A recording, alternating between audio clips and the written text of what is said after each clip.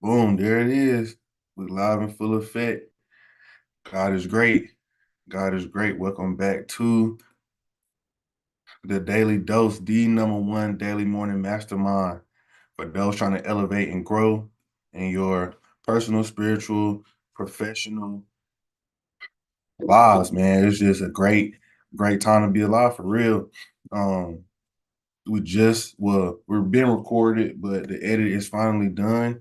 So the ad is about to drop for the Daily Dose soon. So hey, I'm telling you, it's about to go digital. And another thing before we get started, man, I'm just because I've been just tapped in so much to this dude named Myron Golden.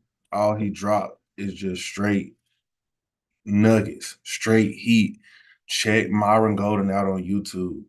I've been trying to focus on really cutting out a lot of distractions. Like anything is a distraction that's taking you away from your financial, physical, or relationship goals, really, and spiritual. So anything that's taking you away from that is a distraction. And of course, sometimes we gotta take a step back and breathe, have some fun, but do that intentionally as well, right? Don't just be just doing stuff just to waste time, right?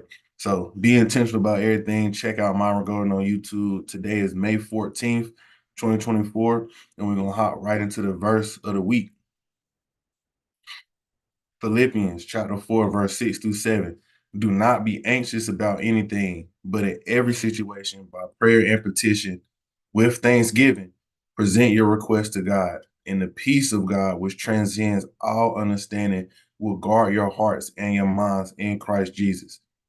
So listen, this is all about you got to remember when we praying, you have to be giving thanks as well, right? Don't just go to God like, God, I need this. God, I want this. God, please do this. God, woo, woo.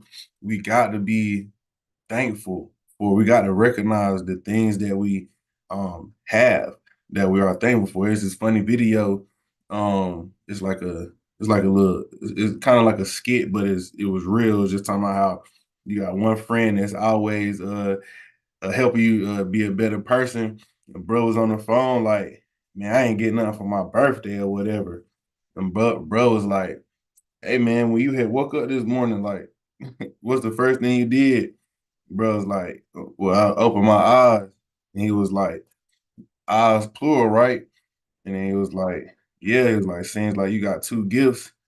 As soon as you woke up, then, and that's a fact. We got to remember that every small thing matters because if we didn't have it, it wouldn't be small, right? Having ten fingers, that's a thing. Because if you was missing one thumb, I promise you'll feel it every day, right? And I promise you'll have to get adjusted to that. We have to understand all the things that we have to be grateful for, and then pray for it, whatever it is that we need, and understand that we don't need to pray um and worry. We need to pray with belief and knowing that we're gonna get what we pray for. That's the main thing. So we'll hop right into the business topic for today, and we're gonna be talking about documenting everything. We got to, as business owners, and even just being a professional, we want to document everything that we're doing so that we can create history for ourselves, so that we can create a knowledge base and content. And when I say content, I'm not even talking about content that you might want to, well, of course, content that you might want to put out to the public, but I'm just talking about content for yourself that you can go back and watch, so you can go back and look and see how you've grown from a point in time in your life, see the different things that you learn, because there's so many things. But we'll hop right into it. Like I said, get in the habit of documenting everything, whether that's through video, audio, or journaling, word. Large projects. Document the success, document the failures. One thing that a lot of people want to do is only focus on, okay, well, I'll document this because it was a W, but you learn the most from your mistakes and your failures. So make sure that you're documenting those failures as well, because those are going to be some things that you can potentially help other people out with as well. I talk a lot about consulting. Um, I have talked a lot about consulting and how you want to add that to your skill set, because when you get to a certain level in life, or even a certain age, you get to a certain mastery in your craft. Consulting is work that you can do, and it's so you just getting paid to give people advice through stuff that you've lived, you know, or experienced. And from to me, that's super simple and super easy to do. And people pay thousands of dollars a month to consultants. So you gotta just make sure you document your success and your failure so that you can recall on those. And like I said, in your professional life as well, because you need to be able to articulate how your failures or and your success have impacted you in your career and how you have learned from them. Customer reviews, testimony. Make sure if well, yeah, you in business, you are getting customer reviews and testimonies, whether that's the video, audio, or they're just writing it on your website. Make sure that you are getting those. They're super important because you can be able to play those, and that's going to act as another source of trust for your company, right? And somebody can go to your website, somebody can go to your Instagram page, and they can actually see like real people, saying something about you and your business or your service or whatever the case may be. It just adds so much credibility to you, and you'll get a lot more business just off that alone. Document your experiences, right, as it relates to your business or professional development. If you traveling somewhere, you learning something, or you notice something that's happening in a different city in a different country, and you can relate that to what you do in your business or your professional life. Document that so you can remember it, so that you can know, so that you can draw on that experience in the future and help you do something. It could be like, for me, just real estate, it could be the way that somebody is building something, some type of material that they're using that we don't use, maybe in this state or in this country. All right, something little, just as little as that. You want to document that quickly. Maybe pull out your phone, hit the voice memo, just jot that down, or like I said, right now, or just take a video. Something you want to document your experiences, because those are all learning pieces, and we can easily forget those if they're not documented. But it can be 5 months later, and you go back and look at it, and you're like, oh wow, I forgot about this. Now you can. It's just another sense of motivation, recharge, and direction. Try something new. Whenever you try something new in your business, in your career, document it. Right? It's like, okay, I'm trying this for the first time. Let's see how I do. Like I said, and that's gonna help. It's gonna help you out a lot, because you take the time to document something as you're doing it, more than likely that's going to increase your chances of doing it successfully the first time, because you're taking your time to do it and you're actually thinking about all the steps that are involved, right?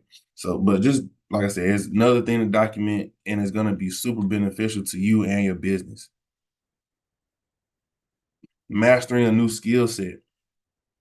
When you're adding tools to your toolbox, right? You want to document that process. What was the learning curve? What were some of the things that you made mistakes with? What were some of the things that was concept that were hard for you to grasp?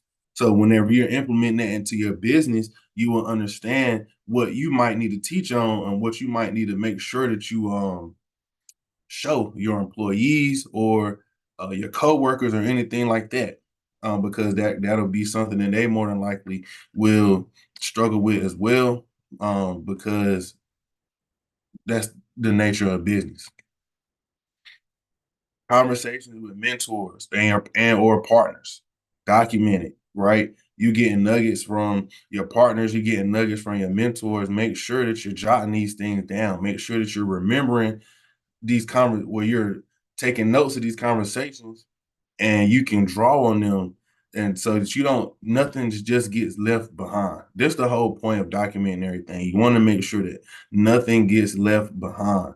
It's so important because we think about so many things throughout the day, and we all have those moments where it's like, man, I was thinking about something important, and you can't remember it, right? And now it's lost in the thought ecosystem forever, and it's like, man, what was that? but you want to just make sure that you are just nothing gets lost because you want to be as efficient as possible as you can as a human being.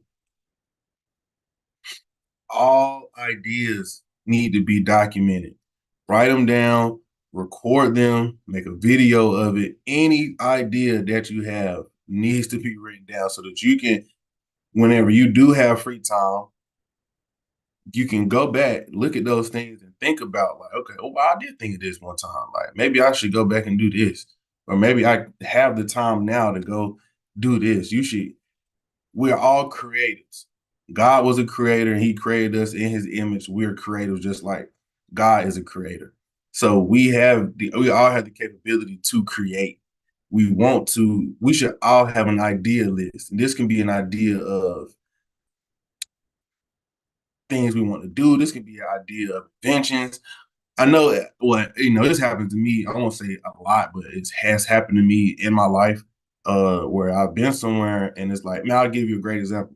I was going to and I'm just, I don't know, whatever. If it's gonna happen, it's gonna happen. But I was at uh graduation for my mom, and my grandma needed the wheelchair because there was a lot of walking going on. And I'm 6'3", and the wheelchair is short, but the handles are like, y'all know how the handles are on the wheelchair. So, you have to hold both the handles or whatever the case may be. So, um, it was an awkward position for me, but I'm seeing parents, walking past with the strollers, and I'm like, bro, why don't they make wheelchairs with stroller handles? I think that would be so much more easier. You know what I'm saying? I didn't look it up to see if it was a thing, but that was like one of my first thoughts. And it was like, okay, let me write this down and remember this in the future, just in case it ain't nothing like that, and I can create something like that. You know what I'm saying? It is so you just want to think about ideas and stuff like that might happen to you where you just be out and you like, wow, why don't we have this? And it could be something, or it could be something super duper innovative that hasn't been done before, right? It could be just something creative. We all are creative. We all have ideas. Want to make sure we document those. And then, like I said, just reiterating, this can generate such a wealth of knowledge for yourself to use and to help your family and your business, right? You can teach these lessons to your business. You can teach these lessons, pass them down to your family, because you might have an idea that you might not have to see, that you might not be able to see through fruition, but one of your kids or your grandkids might be able to. Just make sure that you're getting into the habit of that. It's super important, and this is also an asset. When you have all of this documentation, it is an asset to you for you to use however you please, right? So just make sure you do that and you create your assets. Self-development topic for today. Learning the power of no. In our lives, it can be, with all the demands of life, it can be so hard to say no to people, especially no to people that we love or that we have a relationship with, and we want to make sure that they're successful and we want to do stuff for them. But it can be very advantageous for us to understand how to say no and the power of saying no. Number one, understand, free yourself and understand that it's not selfish to say no. It might feel like it at first. It's gonna feel like, it is super selfish to just say no to somebody if they ask you for something, right?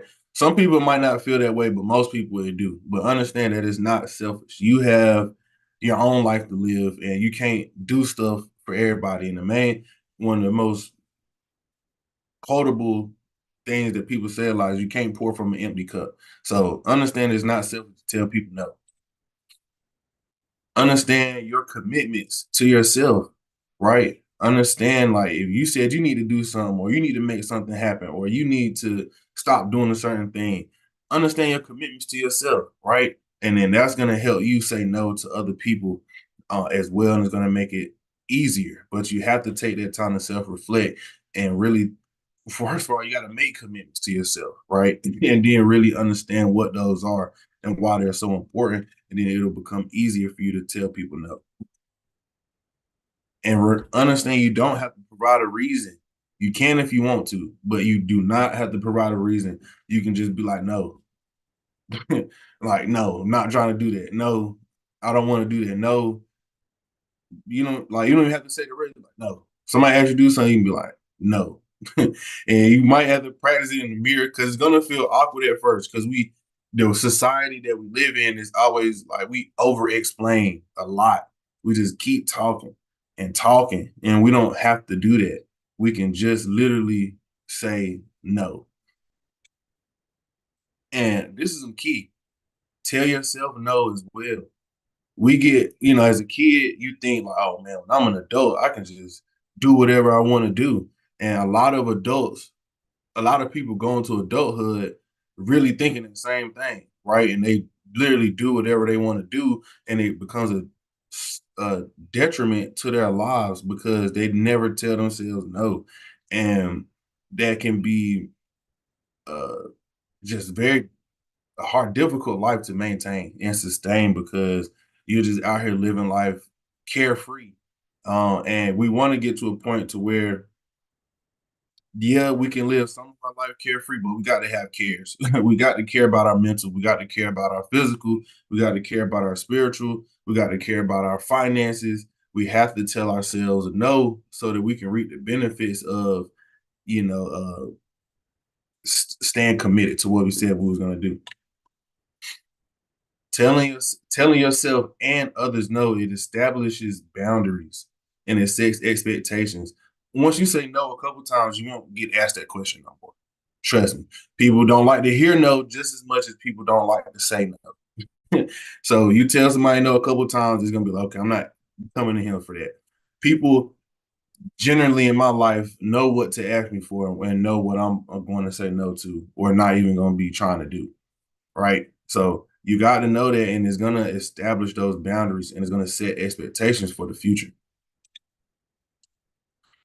Another key that saying no helps you do, it just helps you to lock in, helps you to establish more discipline. Saying no to yourself and saying no to others gives you that space to be able to breathe, give you that space to be able to think, and give you that space to be able to not have to be doing something for somebody else. And you can, just sit with yourself sometimes and understand that you have the freedom to be disciplined and tell people no.